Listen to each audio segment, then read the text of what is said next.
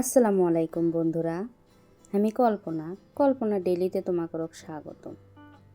আজকে আমি খুবই মজাদার তাল দিয়ে রুটি বানিয়ে দেখাবো তোমাকে। তোমরা যদি আমার চ্যানেলে নতুন হয়ে থাকো তাহলে না সাবস্ক্রাইব করো। চলো কেন করে আমি তালের রুটি বানাচ্ছি তোমাকে না দেখাই। তার জন্য করে দেখো আমি তালের রস লিছি, রসগুলো কিন্তু একবারে ঘন করে লিছি। রসগুলো এখন না আমি জাল দিয়ে নেব।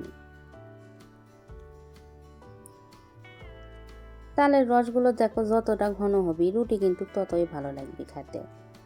অনেকেই আছে যে পাতলা করে দেয়, সেই রুটি কিন্তু খেতে অত আর ভালো লাগে না।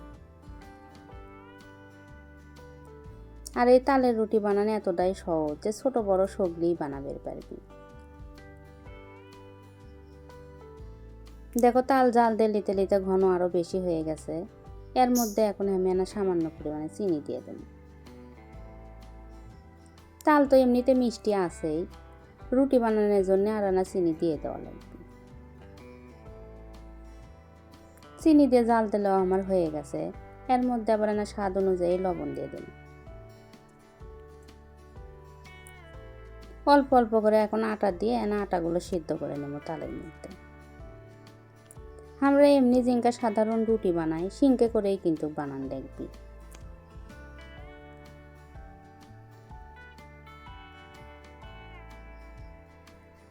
আটাগুলো আমার সিদ্ধ করে নেওয়া হয়ে গেছে।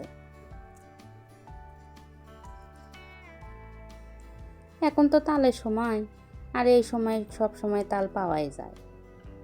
আর এই তালের সময় কিন্তু রুটি যদি বানিয়ে না খাওয়া হয় তাহলে আর কি হলো। গ্রাম অঞ্চলে কিন্তু এই তালের রুটিটা বানিয়ে খাওয়াই হয়। গ্রামে কিন্তু কত অন্য শূন্য বড়া টড়া করে খাওয়া হয় না, এই তালের রুটিটাই কিন্তু বেশি চলে। আর আমাদের কাছে তো ভালোই লাগে। তোমরা কে কে এখনো ইনকে করে তালের রুটি বানিয়ে খাওনি আমাকে না কমেন্ট করে কইও।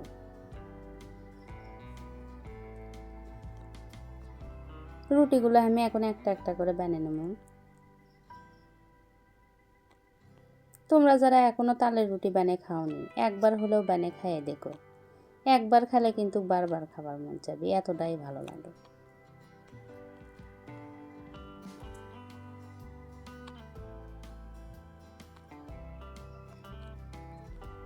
আর দেখো দেখতে কতটা সুন্দর লাগছে, খেতেও কিন্তু ততই মজা। সবগুলো রুটি এখন ইনকে করে আমি বানিয়ে নেব।